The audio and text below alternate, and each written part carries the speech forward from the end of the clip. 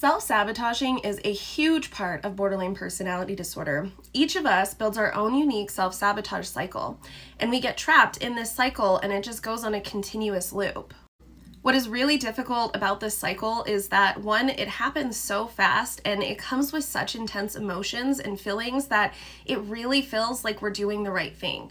It really feels like our perceived fears in the moment are really happening, like we're really living through the scenarios that we're feeling and believing in our head. Living with BPD, our bodies are always on high alert. Our bodies are always processing and interpreting the environment around us and perceiving it much differently than somebody that doesn't have borderline personality disorder. Because we're on high alert and our sensors are always going off, we live in a state of fight or flight more than we need to. Fight or flight should be our survival response to keep us safe from imminent danger. With BPD, everything becomes imminent danger, and that response takes over and kind of hijacks our body.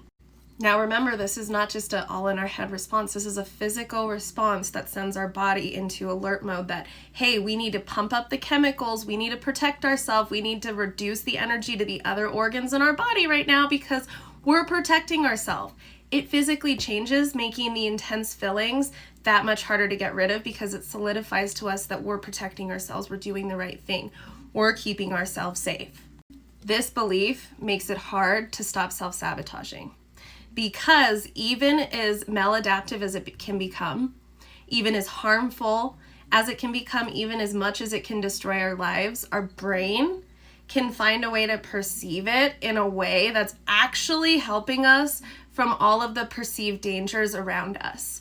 And it makes it hard for other people to understand because you can't see what we're seeing. We're not living the same experience. This intense belief and feeling, this perception that we are living in, causes us to run into our self-sabotage cycles, to go into our soothing habits, whatever that is, whether it be drinking or substance abuse, whether it be running to another relationship, whether it be ending your current relationship because you fear that they're eventually going to leave you, so you leave them first, whether you go and you find somebody else so that you can just burn your bridges and you're certainly never going to have to feel this fear or abandonment.